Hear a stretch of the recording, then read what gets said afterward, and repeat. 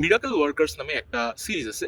ওই সিরিজের সিজন 2 এর এপিসোড 7 কেস ইন কোর্ট, ওটার কথা বলবো। একটা মেয়ে এবং একটা বাবা, তাদের একটা বাগান থাকে।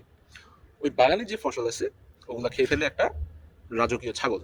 তারপর বাপ আর মেয়ে মিলে ওই রাজকীয় ছাগলের বিরুদ্ধে কোর্টে মামলা করে। ইন্টারেস্টিং জিনিস হলো, এই রাজকীয় ছাগলকে ডিফেন্ড করার জন্য রাজারা যে জাজ নিয়োগ করে সবগুলো রাখাল। সো তাদের মনে ওই ছাগলের প্রতি একটা সফট কর্নার আছে।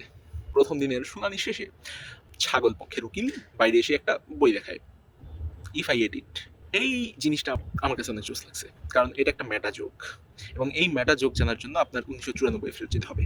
1994-এ ও জে সিম্পসনের এক্স ওয়াইফ এবং ওই ওয়াইফের এক ফ্রেন্ড তার নিজের বাসভবনে ছুরিকাঘাতে মৃত্যু হয় তাদের।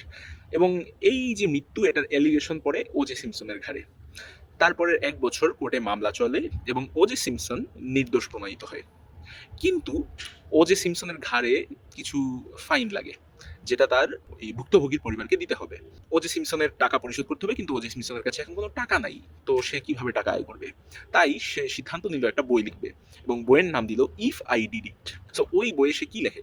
ওই বইয়ে সে লেখে যদি সে খুনটা করতো, সে কেন করতো এবং কিভাবে করতো। এবং ওই বইটি এত ডিটেলসে লিখেছিল সে, যারা ওই বইটি পড়েছে তারা হতবাক হয়ে যায়, এবং তার থেকে তারা এই কনক্লুশনে পৌঁছায় যে আসলে ওই খুনটা ও যে সিম্পসনই করেছিল। যার ফলে ওই বইয়ের যে 4 লাখ কপি প্রিন্ট হয়েছিল সবগুলোকে ডেমোলিশ করা হয়। কিন্তু সমস্যা হলো, ভুক্তভোগীর পরিবার তো ও জে সিম্পসনের কাছে টাকা পায়, ওই টাকা তো ও জে সিম্পসন এখনো দেয় নাই। যার ফলে আদালত যেই সিদ্ধান্তে উপনীত হলো, ও জে সিম্পসনের বই ইফ আই ডিড ইট এটার সত্য তারা ভুক্তভোগীদের দিয়ে দিবে।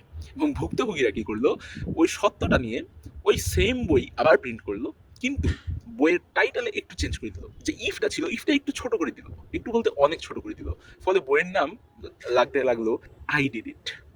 মানে simple twist of words.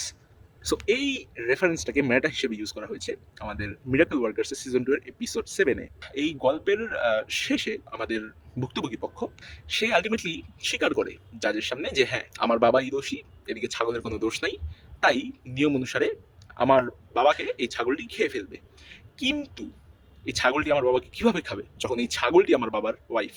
How can a man legally be fed to a goat when that goat is also his wife?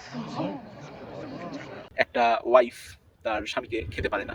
আবার তাদের এই নিয়মও ছিল না যে একটা মানুষ একটা ছাগলকে ওয়াইফ বানাতে পারে না। সো বেসিক্যালি সে আইনের লুপহোল দিয়ে তার বাবাকে ছাগলের সাথে বিয়ে করায়, এবং ছাগলটা তার বাবাকে খেতে পারবে না। আই নো এটা খুবই অ্যাবসার্ড।